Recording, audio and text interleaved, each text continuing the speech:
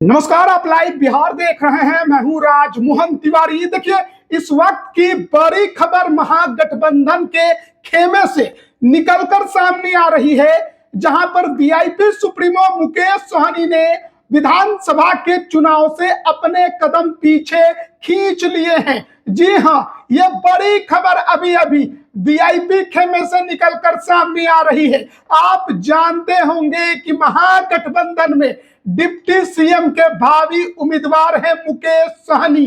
तेजस्वी के साथ लगातार हेलीकॉप्टर से प्रचार प्रसार करते दिखाई देते हैं, लेकिन कई सीटों पर पेच फंसा हुआ था।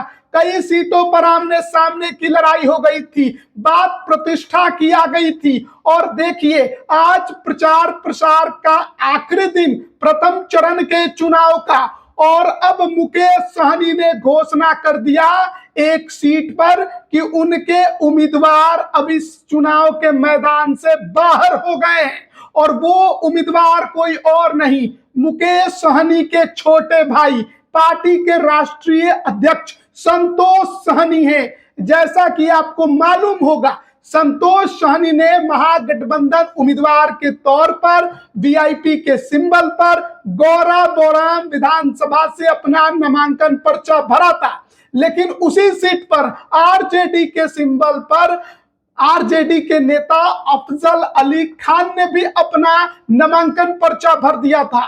बहुत मान मनौवल कराया गया। अफजल अली खान को मनाने की पूरी कोशिश मुकेश सहनी ने की।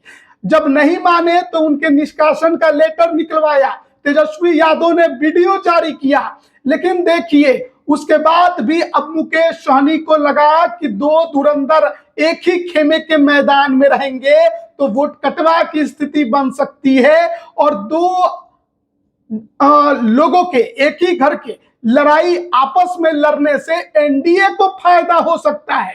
ऐसे में मुकेश सहनी ने अपने भाई संतोष सहनी को कदम पीछे खींचने को कह दिया, और आज प्रेस कॉन्फ्रेंस करके इस बात की घोषणा की गई कि अब गौरा बोराम में महागठबंधन के उम्मीदवार के तौर पर केवल आरजेडी लड़ रही है।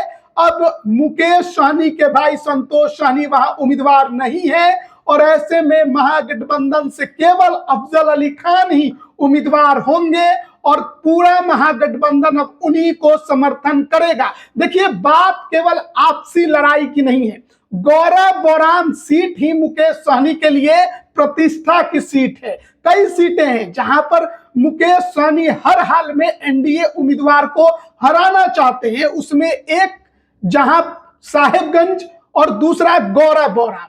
गौरा बोराम पिछली बार एनडीए से वीआईपी कोटे में था।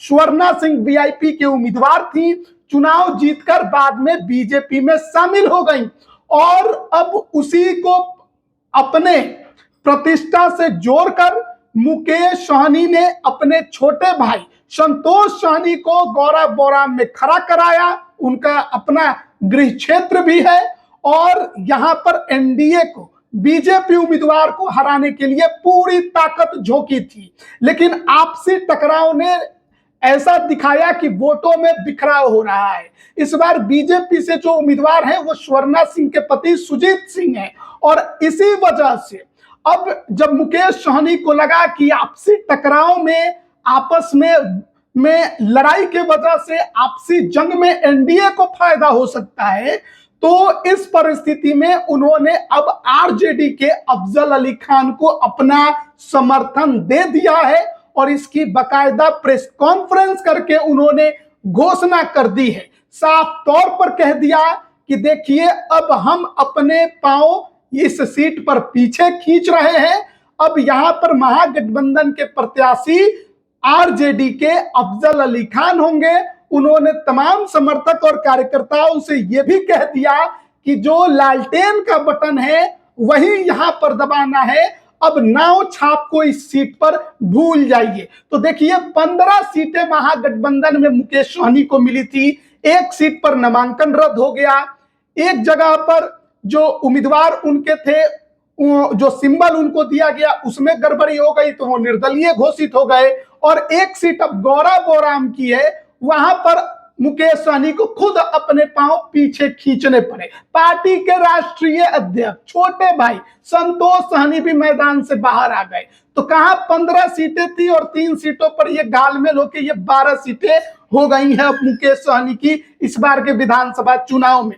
तो ये परिस्थिति बनी है, लेकिन मुकेश सहनी ने कहा है कि हमारी लड़ाई एनडीए से है, तेजस्वी जी को मुख्यमंत्री बनाना है, सरकार महागठबंधन की बनानी है और इसलिए हम अपनी कुर्बानी दे रहे हैं। कुर्बानी देने की उन्होंने बात कही है और इसी वजह से अब विधानसभा चुनाव में गौराबोराम सीट पर मुकेश सहनी के उम्मीदवार बैठ गए हैं और यहां पर अब महागठबंधन समर्थित उम्मीदवार के तौर पर आपको अफजल अली खान ही दिखाई देंगे। तो यह बड़ी खबर महागठबंधन के खेमे से निकलकर सामने आई है। बने रहिएगा हमारे साथ, तमाम अपडेट हम आप तक पहुंचा रहे हैं। आप सभी का बहुत बहुत धन्यवाद।